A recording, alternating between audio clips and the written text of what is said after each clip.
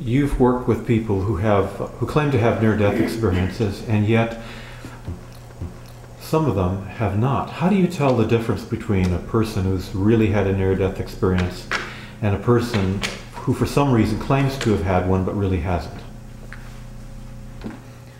That's a good question. Well, personally, this is me again, okay? I pretty much can tell. There are some signs that just can't lie. People who have had a near-death experience are really not out there to for their ego. You know, that's the experience that I have seen, and that's my experience. It's about sharing something that has happened to us. It's something that people do need to know or not, but it's something that we share. I'm not here to try to influence anyone on anybody, on anything. You know, whatever people believe is fine, it doesn't, I understand. Now you do have people who need attention. You, for a reason or another, will say that they have had a near-death experience when they have not. And it's, you know, I'm not judging that. But yeah, of course, I know a couple of people, yeah. There are, when something like this happens to you, you have, no matter what people think, they change, period.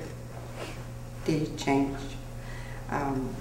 Now, sometimes you also have the negative part of the changes, okay? You also have the negative near-death experience, which, you know, I don't know very many people who have had that, but it happens. And this is one of the situations where you have to be direct people. That's why support groups for near-death experiences are so important. Because they, you know, if you are a near-death experiencer, first of all, you're not going to talk about it immediately. No, you're going to try to figure out what the heck happened here. You know, why am I like this? Why is, you know, what do I do? I don't want to feel like this. I want to be like before. How could I function? I don't want to go to work anymore. Or I don't want to see this person anymore. Why did I like her before, or he? All these questions would never appear before the near-death experience, appear then. And yeah, sometimes people are very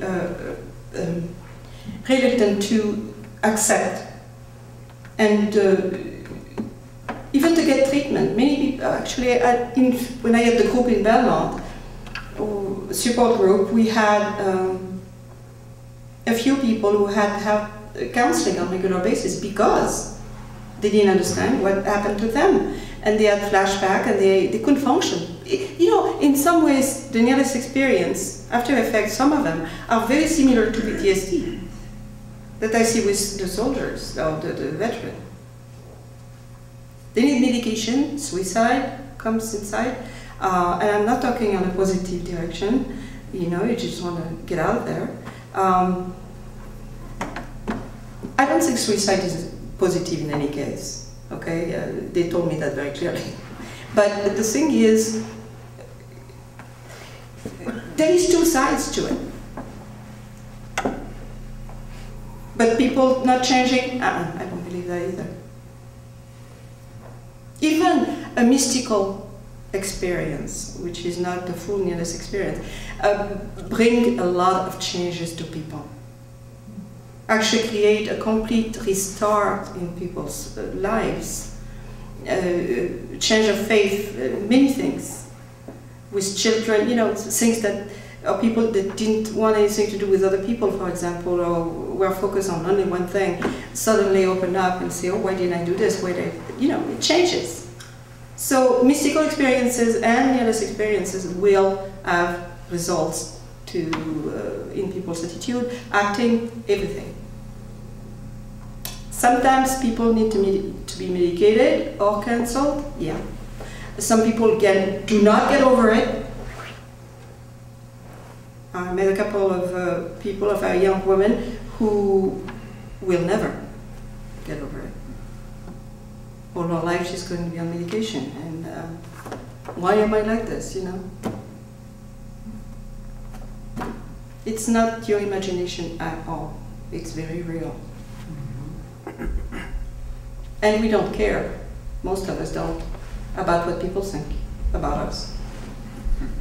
I don't, you know, not in that regard. All I do is what I'm supposed to be doing, what I want to do most of the time, and help people